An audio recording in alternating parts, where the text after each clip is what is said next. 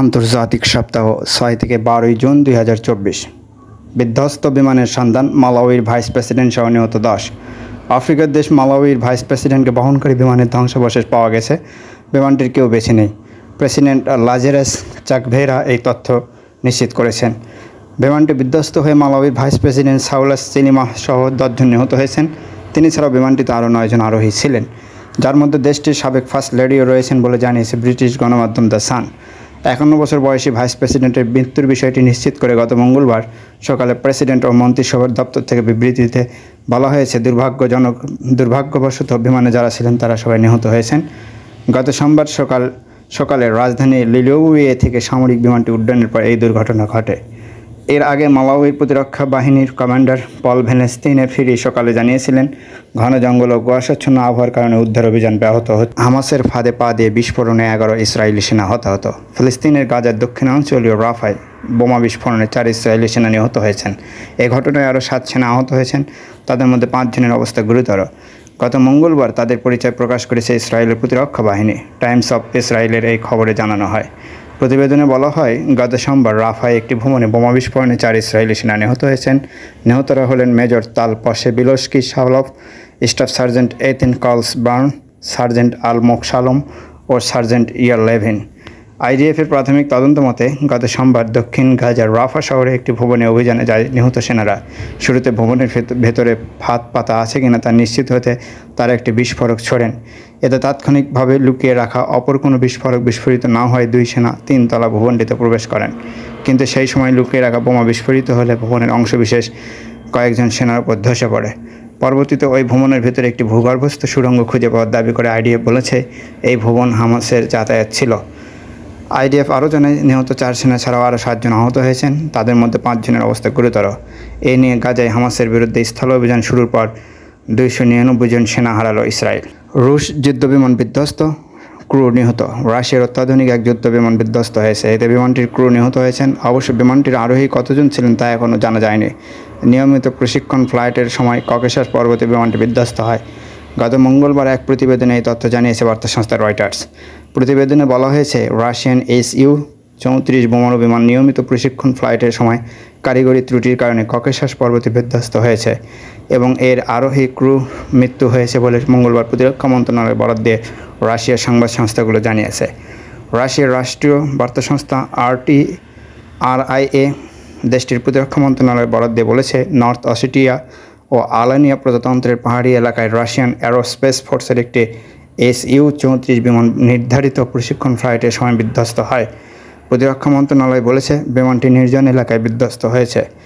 বিধ্বস্ত স্থলে কোনো ক্ষয়ক্ষতি হয়নি, ক্রু নিহত হয়েছে। হজ যাত্রীদের নিকটে ৩৫টি ভাষায় অনুদিত কোরআনের ১০ লাখ কপি উপহার দেবে সৌদি আরব। ১৪৪৫ হিজরির হজ মৌসুম শুরু হয়ে গেছে। বিভিন্ন দেশ থেকে এরই মধ্যে কয়েক লাখ মুসল্লি হজ পালনের উদ্দেশ্যে সৌদি আরব গিয়ে পৌঁছেছেন।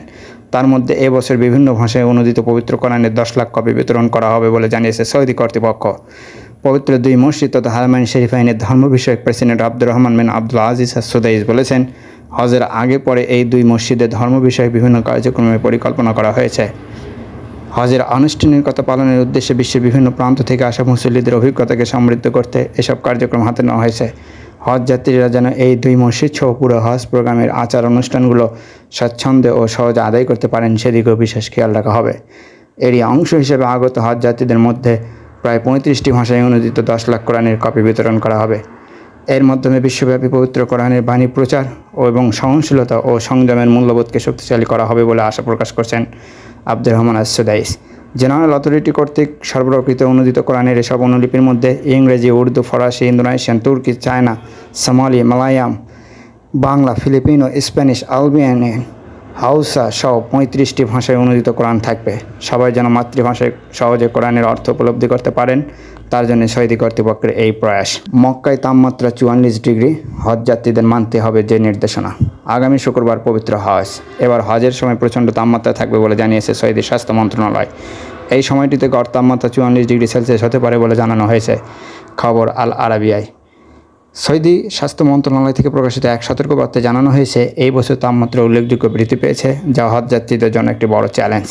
গত মঙ্গলবার সৌদি প্রেস এজেন্সির এক বিবৃতিতে বলা হয়েছে, স্বাস্থ্য মন্ত্রণালয়ের মুখপাত্র মোহাম্মদ আল আব্দুল আলী বলেছেন, উচ্চ তাপমাত্রা হজ যাত্রীদের স্বাস্থ্যের জন্য হুমকি স্বরূপ। হজ ইসলামের 5টি স্তম্ভের একটি এবং এটি করতে সক্ষম এমন সব মুসলমানকে অন্তত একবার হজ করা ফরজ। এবছরের হজ শুরু হচ্ছে 14 জুন শুক্রবার। ন্যাশনাল সেন্টার ফর মেটিওরোলজি সতর্ক করেছে, হজে মক্কা এবং অন্যান্য পবিত্র স্থানে গড় তাপমাত্রা 1.5 ডিগ্রি পর্যন্ত বৃদ্ধি পাবে। মক্কায় গড় উচ্চতা তাপমাত্রা 44 ডিগ্রি সেলসিয়াস হতে পারে এবং দিনের বেলা আবহাওয়া খুবই গরম থাকবে। আব্দুল আলী বলেছেন, হজযাত্রীদের অবশ্যই স্বাস্থ্য মন্ত্রণালয়ের নির্দেশিকা অনুসরণ করতে হবে, যেমন সূর্যের সরাসরি এক্সপোজার এড়াতে ছাতা বহন করা, পর্যাপ্ত পরিমাণে পানি পান করা এবং ক্লান্তি ও তাপ কমাতে পর্যাপ্ত বিশ্রামের ব্যবস্থা করা। ইসরায়েলি সেনাবাহিনীর গাজা ডিভিশনের কমান্ডারের পদত্যাগ। হামাসের হামলা থেকে নিজের দেশের জনগণকে রক্ষা করতে ব্যর্থ হওয়ার কথা উল্লেখ করে পদত্যাগ করেছেন ইসরায়েলি সেনাবাহিনীর গাজা ডিভিশনের কমান্ডার। গত 9 জুন রোববার ব্রিগেডিয়ার জেনারেল আভি রোজেনফেল্ড তার পদত্যাগপত্র জমা দিয়েছেন। আভি রোজেনফেল্ড বর্তমানে গাজা ডিভিশনের নেতৃত্ব দিচ্ছেন। তিনি জানিয়েছেন, গত বছরের 7ই অক্টোবর হামাসের হামলার সময় গাজার সীমান্তে বাস করা ইসরায়েলিদের রক্ষা করতে তিনি ব্যর্থ হয়েছেন। তিনি তার পদত্যাগপত্রে ঘোষণা দিয়ে কর্তৃপক্ষকে একটি চিঠিতে বলেছেন, আমি প্রতিনিয়ত কষ্ট পাচ্ছি। বেসামরিক লোক, ইসরায়েলি সেনাবাহিনী, সৈন্য ও নিরাপত্তা বাহিনী যে ভারী মূল্য দিয়েছে তার জন্য আমি প্রতিদিনই কষ্ট অনুভব করেছি। এই হামলায় আমি অনেক বন্ধুকে হারিয়েছি।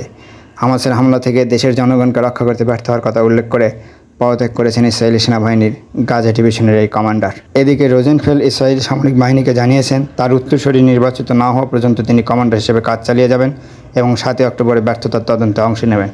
7 অক্টোবর হামাস যোদ্ধারা ইসরায়েল গাজা সীমান্তে অবস্থানরত এই ডিভিশনের ঘাঁটি দখল করেছিল। সে সময় বেশ কয়েকজন ইসরায়েলি সৈন্য নিহত এবং বন্দী হয়েছিল। ইসরায়েলি কর্তৃপক্ষ জানিয়েছে, হামাসের হামলায় অন্তত 1190 জন নিহত হয়েছে। প্রায় 250 জনকে জিম্মি হিসেবে গাজায় নিয়ে যাওয়া হয়েছে। উল্লেখ্য, গাজা উপত্যকায় 8 মাস ধরে চলা ইসরায়েলি বাহিনীর আগ্রাসনে প্রায় 37,124 জন ফিলিস্তিনি নিহত হয়েছেন এবং 84,712 জন আহত হয়েছে। নিহত ফিলিস্তিনিদের মধ্যে বেশিরভাগই নারী ও শিশু।